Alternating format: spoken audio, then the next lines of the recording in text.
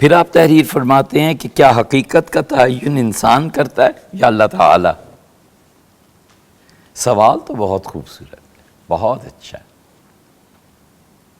مثلا انسان تعین کرتا ہے کہ 1+1 مل کر 2 ہو گئے، اپنے اطراف نظر دوڑا کر چیزوں کو نام دیتا ہے، مثلث کے 3 زاویے 180 ڈگری ہوتے ہیں، اس کا تعین کرتا ہے۔ اگر انسان نہ ہو تو ان چیزوں کی حقیقت کیا ہے؟ دیکھیے، حقائق کا اس سے کوئی تعلق نہیں ہے، وہ اور راہ ہے، وہ حقائق کی زندگی کچھ اور ہے۔ وہ معارف جب اللہ کی طرف سے کھلتے ہیں، 3 چیزیں ہیں، ایک ہے انسان کا ذہن، اور ایک ہے انسان کا دل، اور ایک ہے اس کا نفس۔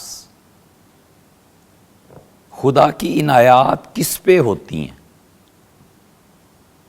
ذہن میں ہوتی ہیں، اللہ اس کے دماغ کو چن لیتا ہے، اور اس کے مشائخ نے اگر اسے نبوت کی راہ سے نکالا ہو نا، اور نبوت کے انتہائی کٹھن جو مراحل ہیں اس طرح سے اس کا سلوک طے کیا ہو، تو اس آدمی کی زندگی کا آخری حصہ دیکھنے کے قابل ہوتا ہے۔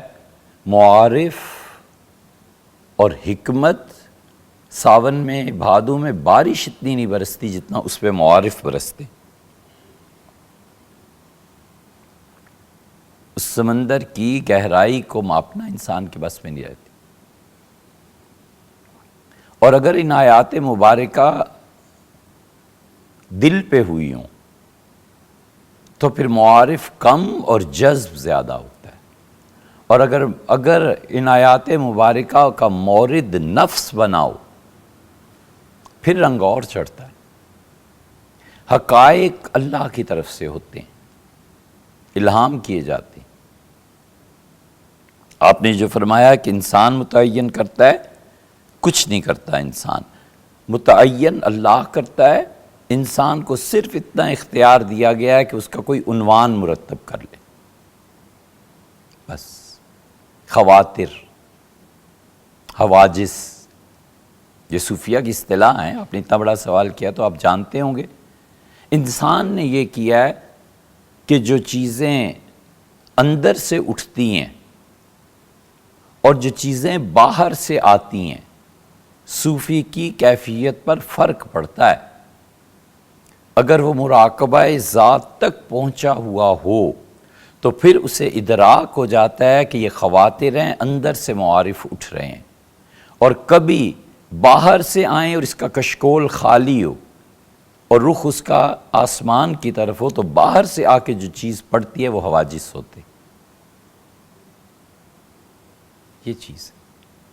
اس لیے حقائق متعین حق تعالی شانہ کی طرف سے ہوتے ہیں، انسان بس یہ کر سکتا ہے۔ اور باقی رہ گئی جو آپ نے مثال دی مثلث کی اور 180 ڈگری کی، تو یہ تو ایک چیز کو نظم کرنا ہے بس، اور کیا ہے۔ جیومیٹری اچھی پڑھی ہوئی ہو، نظم ہو جاتا ہے۔ مثلث کو ثابت کر دیتا ہے بچہ جب جیومیٹری میں اس کو درک ہوتی ہے، وہ کام کیا ہوا ہوتا ہے۔ لیکن آگے چلیں،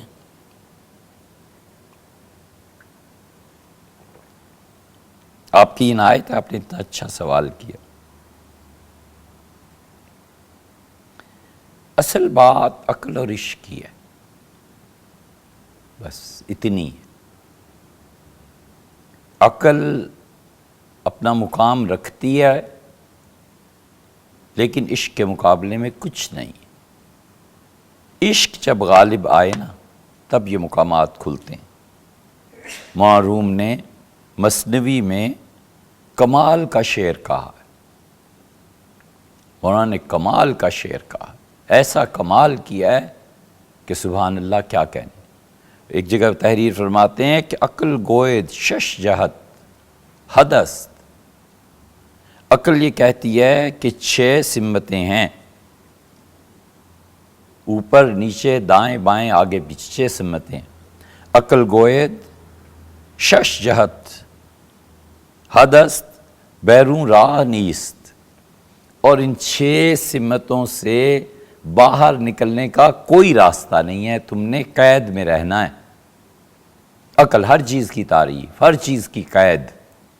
عشق گویت راہ ہست، عشق کہتا ہے ایسے نہ کہو، راستے ہیں۔ رفتام من بارہا، ہم نے کئی مرتبہ ان راستوں میں سفر کیا ہے، گئے بھی ہیں اور واپس بھی آئے ہیں، تمہیں راہ نہیں نہ مل رہی ان 6 جہتوں سے باہر نکلنے کی۔ مجھ عشق سے پوچھو کہ میں نالائق نکمہ کتنی مرتبہ اس 6 جہتوں کو توڑ کے اوپر گیا اور نیچے آیا۔ یہ ہے بات۔ خدا کا عشق اور اس کی محبت ان جہانوں کو کھولتی ہے جو دیکھنے والے کی بینائی اور بولنے والے کی زبان اور سننے والے کان سب کے سب فارغ ہو جاتے ہیں۔